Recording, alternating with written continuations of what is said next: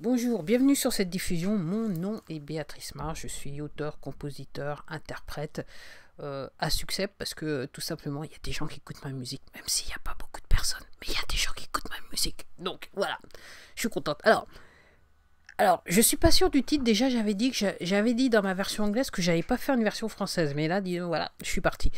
Donc en gros, le titre que je n'ai, au moment où j'enregistre, je sais pas trop quel sera le titre. En gros, je suis venue vous parler de ma nouvelle maladie. En ce qui concerne les réseaux sociaux, je dois admettre que j'ai une crise de paralysie, c'est le cas de le dire. Alors, je vais m'expliquer. Alors, je sais que j'ai peut-être pas tout à fait dire la même chose que sur la version anglaise, mais bon, je me lance. J'avoue que depuis quelques temps, je suis moins actif sur YouTube, moins actif sur Instagram et mes blogs et compagnie. J'avoue que c'est un petit peu lié au fait qu'en termes de musique, je suis arrivé à un point où je ressens, et c'est pas la première fois que ça m'arrive, donc je suis pas inquiète plus que ça, j'ai besoin de faire différemment et j'ai besoin de plus. Donc j'ai pris un petit peu de recul par rapport à la musique, donc j'ai composé moi, je dois admettre, c'était ces derniers mois. Du reste, depuis la sortie de mon dernier album Annie Chopin, le 9 avril, j'ai composé moins que d'habitude. Et j'avoue que, alors, si vous avez écouté ma dernière diffusion, c'est vrai que j'ai dit que je m'étais un petit peu penché sur le problème des synthés modulaires. Et j'avoue que là, je suis à fond à la caisse là-dedans maintenant. Et j'avoue que je pense que, je pense que d'ici la fin du mois, j'aurai plus que résolu mon problème. Voilà, en sachant que, que je suis prête à utiliser un fer à souder qui devrait arriver d'ici quelques jours, on va dire cela comme ça. Donc vous avez un petit peu vu le panorama. Donc en gros, je fais plus rien en termes de musique pour l'instant. Alors ça m'empêche pas de lire beaucoup. Et c'est vrai que je regarde toujours autant de vidéos voilà. Et j'avoue que si j'avais pas fait ces deux axes, c'est-à-dire lire et regarder des vidéos sur YouTube entre guillemets, je pense pas que je serais là devant vous. Parce que là, comme je me permets de dire là devant vous, dans le sens que là, je suis en train de faire un enregistrement vidéo de cette podcast. Donc vous pourrez retrouver un petit peu plus tard la vidéo sur ma chaîne YouTube si vous le désirez. Donc en attendant, pour tout dire, donc je fais moins de choses, je me prends moins la tête, on va dire ça comme ça.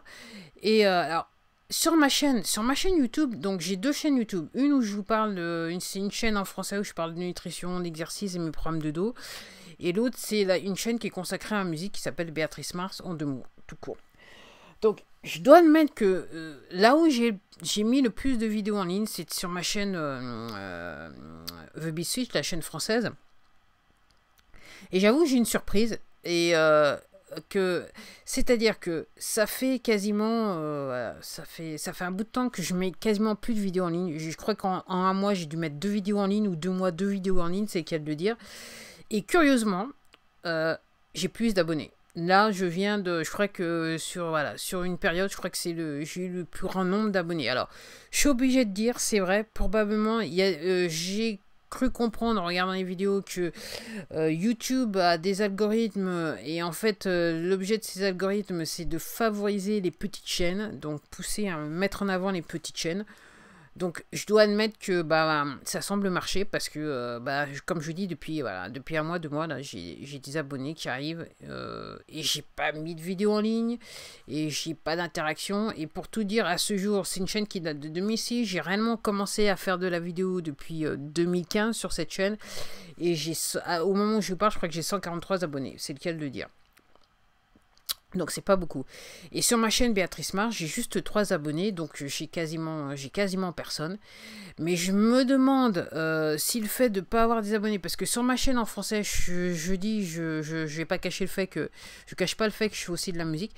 Donc je me demande si les gens se disent pas ouais c'est encore un coup de mytho. Je vais vérifier. Je me demande si des gens ne viennent pas en fait voir un petit peu de cette chaîne-là. Les gens ne viennent pas voir si ce qui se passe sur cette chaîne qui s'appelle Béatrice Mars. Donc j'ai peu, c'est réellement, comme je dis, quand je dis j'ai peu de fans, j'ai peu d'abonnés et j'ai peu de vues sur l'ensemble de mes différents comptes sur les réseaux sociaux. Quand je dis j'ai peu, c'est quelque chose que je peux utiliser juste une main pour déclarer le nombre, c'est qu'à le dire. Donc sur ma chaîne Béatrice Mars, c'est une nouveauté, j'ai une vue comme ça passant par là. Alors si vous allez sur ma chaîne Béatrice Mars, il n'y a pas de musique vidéo, il n'y a pas ma musique parce que je me dis très simplement, d'une, j'ai pas le budget, deux, j'ai pas le temps et à cause de mes problèmes de santé, et surtout je me suis dit je vois pas pourquoi je me prendrais trop la tête en sachant que comme la manière dont j'ai fait la distribution de mes albums, vous pouvez retrouver ces albums sur YouTube Music. Donc si vous allez sur YouTube, vous pouvez écouter ma musique sur YouTube. Donc vous avez juste à taper Béatrice Mars et vous allez retrouver mes 5 albums. Donc je me dis pourquoi je vais me prendre la tête alors que voilà, et qu'en termes de qualité sonore, bon c'est plus qu'acceptable, donc autant le laisser comme ça. Alors, vous ayant dit ça, sur Instagram, alors pourquoi je vous dis, voilà, pourquoi je parle d'Instagram et pourquoi je dis, et je vais parler peut-être brièvement, je ne sais pas, de Facebook, je dirais le compte que j'aime pas du tout. Je suis sur Facebook parce que d'un point de vue business, c'est bien d'y être, mais autrement, je pense pas plus que ça, et j'ai pas de bons sentiments envers Facebook, c'est le cas de le dire. Alors, Facebook et Instagram, même combat, c'est le cas de le dire. Alors, pourquoi je suis en paralysie, en situation de paralysie? C'est que je me rends compte, c'est que, et parce que j'ai lu, parce que j'ai écouté pas mal de vidéos, et que maintenant je regarde les stats et que je me rends compte ce qui se passe, c'est que si vous êtes un utilisateur de ces services, effectivement, les algorithmes, quelque part, travaillent en votre faveur, dans le sens que l'intérêt de ces plateformes, c'est que vous restiez le plus longtemps possible sur leur plateforme. Donc, c'est très bien. Mais si, entre guillemets, vous êtes un créateur qui veut, entre guillemets, promouvoir son contenu, là, vous avez un problème avec ces plateformes et surtout leurs algorithmes, dans le sens que l'intérêt de ces plateformes, ce que réellement, en tant que créateur, ce que réellement ces plateformes veulent, c'est que vous dépensiez de l'argent. Et moi, comme j'ai pas encore d'audience et je sais pas trop quelle est mon audience, le peu de stats que j'ai, j'arrive pas, entre guillemets, à savoir quel est le profil de mon audience, je ne vois pas l'intérêt de dépenser de l'argent que de toute façon je n'ai pas, et que le peu que j'ai, je préfère le dépenser, entre guillemets, dans les instruments ou des bouquins qui vont m'aider à, entre guillemets, développer mon activité, que les donner à ces entreprises, en sachant que de toute façon, il y a tellement de demandes que, entre guillemets, les dés, même si je dépense l'argent quelque part, et c'est vrai, les dés sont quelque part pipés en ma défaveur. Donc, en gros, j'aurais peut-être pas 100% de l'argent que je mette à l'intérieur. Alors, il y a toujours cette possibilité de grandir de manière organique, naturelle, on va dire cela comme ça. Alors, il y a quelques années, ça aurait été possible au début de ces plateformes, mais maintenant, avec le trafic, le montant de trafic qu'il y a, c'est plus tout à fait possible, comme ce l'était auparavant, mais je tente le coup. En sachant que, en gros, je vois pas l'intérêt de faire comme tout le monde. Je me souviens, il y a quelques années de ça, en 2015, où j'étais coincé dans mon lit, que j'avais le temps d'être sur YouTube longtemps. Je me souviens de cette époque où YouTube encourageait tous ces créateurs, et les créateurs encourageaient d'autres créateurs à faire ce qu'on appelle des thumbnails, avec mettre des titres. Et je me souviens qu'à un moment, un jour, j'étais sur YouTube, je me suis dit, mais c'est un grand n'importe quoi, parce que si cette histoire de faire des super thumbnails, en gros, vous aviez une mer de thumbnails où vous pouviez rien voir. Et je me souviens que les seules vidéos que j'arrivais à remarquer, c'était les vidéos où il n'y avait pas de thumbnail. C'était juste, voilà, comme moi je fais des vidéos là, il n'y a pas de titre, il n'y a rien. Et en fait, c'est les vidéos qui ressortaient le plus. Et à ce moment-là, je me suis dit, de toute façon, ça tombe bien, je ne peux pas physiquement passer énormément de temps sur mon ordinateur pour des raisons de santé, pour travailler plus des thumbnails et compagnie. Donc je me suis dit, je vais le faire comme je le fais. Je reste au naturel, voilà. Voilà, je pars. Et, voilà. Et en gros... c'est le genre de contenu, entre guillemets, qui marche le mieux, curieusement.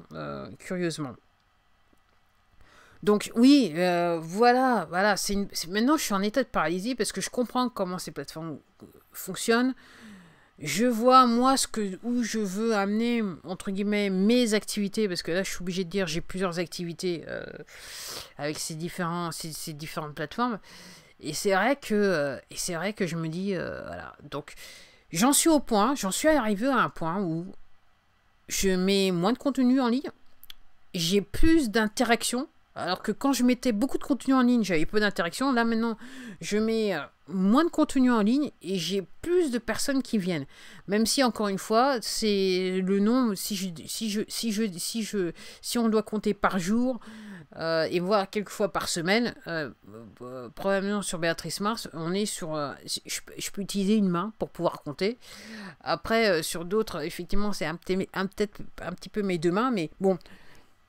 Tout ça pour vous dire que, là je remarque que en faisant moi, j'ai plus d'interaction. Et j'ai décidé il y a bien longtemps de, voilà, il y a quelques mois de ça, je me suis dit, j'ai pu me prendre la tête parce que c'est bon, quoi. Et c'est vrai que l'histoire, c'est... Et c'est l'aspect addictif de ces plateformes, c'est plus vous allez vouloir, plus vous allez passer de temps. Et entre guillemets, je ne suis pas convaincu que... Et là, ce que je suis en train de vous dire, moins vous passez de temps... meilleurs sont les résultats. Alors, je dirais que quelque part, il faut être quelque part stratégique, c'est ce que je découvre. Alors, ma stratégie, elle n'est pas à toute épreuve, parce que réellement, si j'avais une super grande stratégie, peut-être que j'aurais plus d'abonnés sur l'ensemble de ces plateformes. Mais je dois vous dire que quelque part, je m'en moque un peu. Je préfère avoir des gens qui viennent parce que ils sont interpellés par mon contenu, qui sont intéressés par ma musique, ils ont envie de m'écouter et de suivre ce que je suis en train de faire, que avoir des gens... pour tout dire, sur Instagram, si les gens momentanément décident de s'abonner sur mon compte, je vais pas m'abonner en retour. Si je dois m'abonner à un compte, c'est que réellement il y a quelque chose qui me plaît sur ce compte. Je fais pas abonnement pour abonnement. Mais oui, par rapport au like, je fais like pour like, quasiment. Quasiment, voilà, si les gens, voilà, je mets un point d'honneur à aller sur le compte de la personne et voir s'il y a quelque chose, un contenu que je peux liker ou j'apprécie. Et si j'apprécie le compte, l'ensemble du compte, je vais m'abonner à ce compte-là.